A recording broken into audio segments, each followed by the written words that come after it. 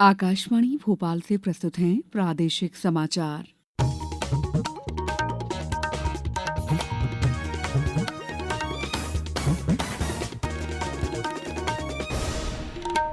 नमस्कार, समाचारों के साथ मैं दीपा सिंह।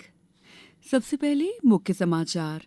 रूस के राष्ट्रपति व्लादिमीर पुतिन आज से 2 दिवसीय भारत यात्रा पर। अंतर्राष्ट्रीय चीता दिवस आज। मुख्यमंत्री कुनो नेशनल पार्क में छोड़ेंगे चीते। प्रदेश में 97% गणना पत्रकों का डिजिटलाइजेशन कार्य पूरा। और राज्य की 5 शिल्पकलाओं को मिला जीआई टैग। अब समाचार विस्तार से। रूस के राष्ट्रपति व्लादिमीर पुतिन 2 दिन की भारत यात्रा पर आज नई दिल्ली पहुंचेंगे। वे 23वें भारत रूस वार्षिक शिखर सम्मेलन में भाग लेंगे। कल प्रधानमंत्री नरेंद्र मोदी से उनकी बातचीत होगी। दोनों नेता परस्पर हित के क्षेत्रीय और वैश्विक मुद्दों पर विचार विमर्श करेंगे। राष्ट्रपति द्रौपदी मुर्मू श्री पुतिन के सम्मान में भोज का आयोजन करेंगी। पेश है हमारे संवाददाता की एक रिपोर्ट।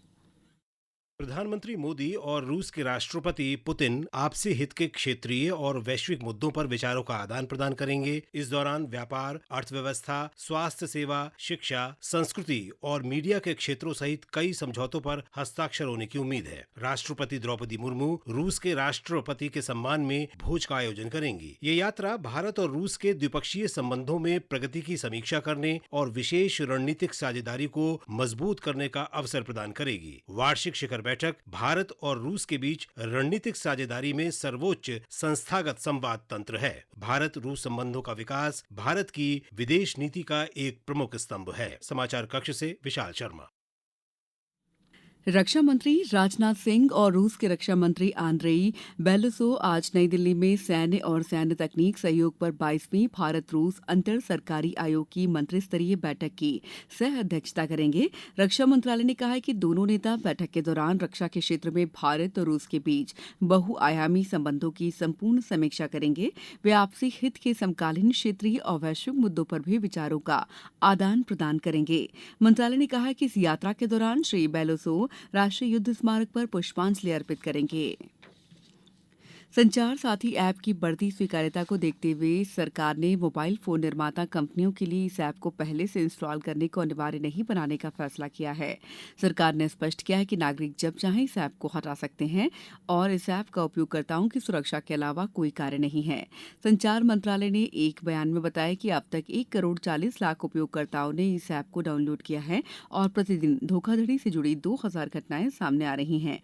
केंद्रीय संचार मंत्री ज्योतिरादित्य सिंधिया ने कहा है कि ये एक सुरक्षित ऐप है। इसका उद्देश्य साइबर अपराध से लोगों को बचाना है। संचार साथी पोर्टल की हमने शुरुआत की थी 2023 में और संचार साथी ऐप का प्रयोग हमने 2025 में शुरुआत किया। संचार साथी एक ऐसा ऐप है जिसके आधार पर जन भागीदारी के आधार आज देश की एक एक जनता और नागरिक अपने आप को सुरक्षित रख सकता है फ्रॉड से, स्टोलन मोबाइल से, अपने स्टोलन मोबाइल को रिकॉर्ड कर सकता है, रिपोर्ट कर सकता है। मुख्यमंत्री डॉक्टर मोहन यादव अंतर्राष्ट्रीय चीता दिवस पर आज श्योपुर जिले के कुनो नेशनल पार्क में 3 चीतों, जिनमें मादा चीता वीरा और उसके 10 माह के 2 शावकों को बड़े बाड़े से खुले जंगल में छोड़ेंगे। वे कुनो राष्ट्रीय उद्यान के वर्ष 2026 का कैलेंडर और field manual for clinical management of free raising चीताज in Kuno national park का विमोचन और वहीं पर नवनिर्मित सोवेनियर शॉप का लोकार्पण भी करेंगे। गौरतलब है कि प्रधानमंत्री मोदी की पहल पर 3 वर्ष पहले मध्य प्रदेश को चीता परियोजना की सौगात मिली थी। नामीबिया से 8 चीतों को कुनो राष्ट्रीय उद्यान लाया गया था। वर्तमान में कुनो, पालपुर और गांधी सागर अभयारण्य में चीतों की संख्या बढ़कर 32 हो गई है। समाचारों में वक्त है ब्रेक का। ये समाचार आप आकाशवाणी मध्य प्रदेश से सुन रहे हैं। ये समाचार बुलेटिन YouTube पर Madhya Pradesh news All India Radio channel पर और फेसबुक साथ ही एक्स प्लेटफॉर्म पर AIR न्यूज भोपाल पेज पर सुने जा सकते हैं। इसके अलावा आप हमारी वेबसाइट newsonair.gov.in पर अथवा न्यूज ऑन AIR ऐप पर भी समाचार सुन सकते हैं। ब्रेक के बाद समाचारों में आपका एक बार फिर स्वागत है। प्रदेश में 97% से अधिक गणना पत्रकों का डिजिटलाइजेशन का कार्य पूरा हो चुका है। मुख्य निर्वाचन पदाधिकारी मध्य प्रदेश संजीव कुमार झा ने बताया कि प्रदेश में गणना पत्रकों के डिजिटलाइजेशन का कार्य तेज गति से जारी है। अभी तक प्रदेश में लगभग 5 करोड़ 57 लाख गणना पत्रकों का डिजिटलाइजेशन पूरा हो चुका है, जो कुल कार्य का 97% है। राज्य के अशोकनगर, नीमच, बैतूल, गुना, मंडला, डिंडौरी, शाजापुर, सीहोर, सीधी, उमरिया, बुरहानपुर, मंदसौर, सतना, टीकमगढ़ और अलीराजपुर जिलों में 100% डिजिटलाइजेशन का काम पूरा हो चुका है। दमोह जिले में मतदाता सूची के गहन पुनरीक्षण का कार्य चल रहा है। बीएलओ की टीम 100% डिजिटलाइजेशन के लिए तेजी से काम कर रही है। इस बारे में दमोह कलेक्टर सुधीर कुमार कोचर ने बताया। पहली बार जो गणना प्रपत्र यानी ईएफ फॉर्म जो हमारा भरने की अंतिम तिथि है उसको 4 दिसंबर अभी तक थी, जिसको बढ़ा करके अब 11 दिसंबर कर दिया गया है। जो मतदाता सूची प्रारूप यानी कि ड्राफ्ट मतदाता सूची प्रकाशन की अंतिम तिथि पहले 9 दिसंबर थी, जिसको बढ़ा करके अब 16 दिसंबर कर दिया गया है। इस प्रकार से आयोग ने जो एसआईआर है उसकी तिथियों में एक आंशिक परिवर्तन किया है। भारत का दिल कहे जाने वाले मध्य प्रदेश की 5 बहुत ही प्राचीन शिल्प कला को जीआई टैग के द्वारा भारत की बौद्धिक संपदा अधिकार में शुमार होने का गौरव प्राप्त हुआ है।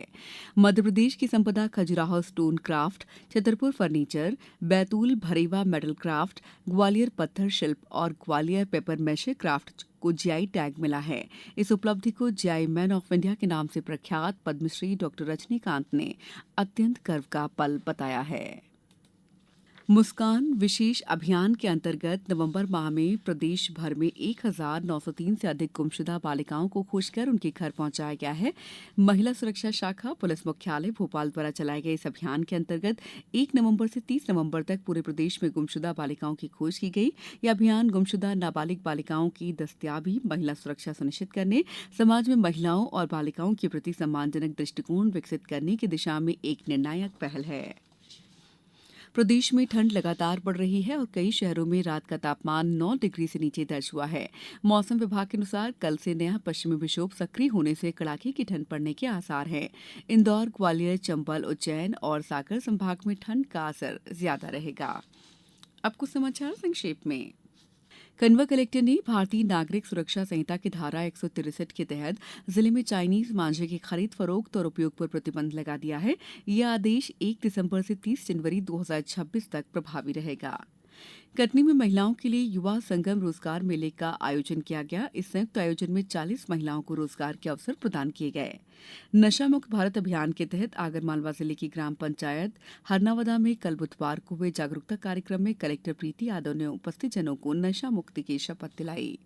भोपाल की बैरागढ़ थाना पुलिस ने एक तस्कर के घर पर छापा मारकर कार्रवाई कर 70 पेटी देशी शराब जब्त की है। आरोपी लंबे समय से अपने घर से ही देशी शराब बेच रहा था।